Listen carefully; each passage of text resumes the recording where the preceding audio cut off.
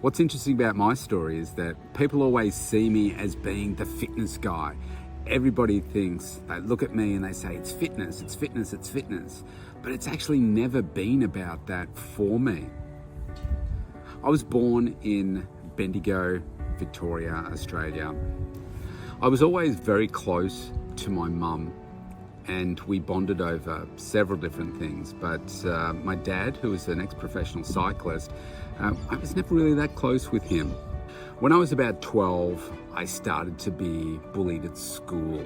I was a small boy, the smallest in the school. I wasn't smart, I didn't have friends, and I really didn't have a good sense of who I was. And it was a really, really tough time for me. There were definitely points where I thought, man, it would have been really nice to have somebody to go through that with me, somebody that could relate to the pain that I was going through.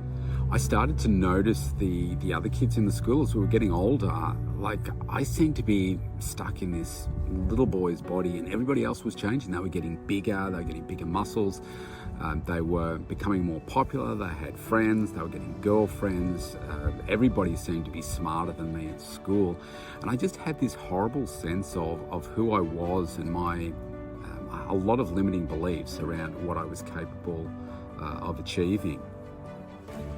My mum was pretty special though, and she had the foresight to get me to learn the bagpipes of all things. And so I went along and started to learn. I was hooked from the very beginning. And it wasn't that long into me learning when my parents realized that I probably should go to somebody that really knew what they were talking about and get me the right sort of my first coach, really. And he taught me about competing in competitions. And I'm like, what? You can get the trophy in doing this? Tell me more about this. And I started to learn that in a matter of weeks, I was going to enter a competition and compete against others. And I'm like, man, this is amazing.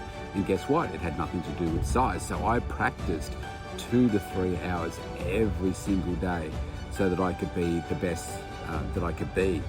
And so the day of the competition comes around, and there's about 10 competitors in it. Obviously, I'm very nervous because I'd never been competing in something like this before.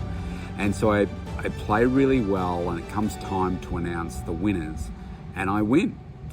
And I can remember just sitting there dumbfounded, and for the first time in my life, I can remember feeling proud and wow, you can actually do stuff. And that moment I'll never forget. I feel like I'll never stop learning, I'll never stop growing. I have this insatiable appetite to keep learning and bringing out the best version of myself. And when I look back to that earlier version of me, I'm so proud of how far I've come. People say to me that my greatest strength is my mental toughness and being able to continue to drive, and my focus and my work ethic. And it's only come through surrounding myself with the right people, getting the best coaching in the world, right back to Fred, who was really felt like my grandfather, I suppose. He was such a wise man, and he taught me the value of coaching and surrounding yourself with the right people, removing the toxic energy from your life. And I'm so grateful to be surrounded with the incredible people that I am today, and continue to bring out that best version of myself.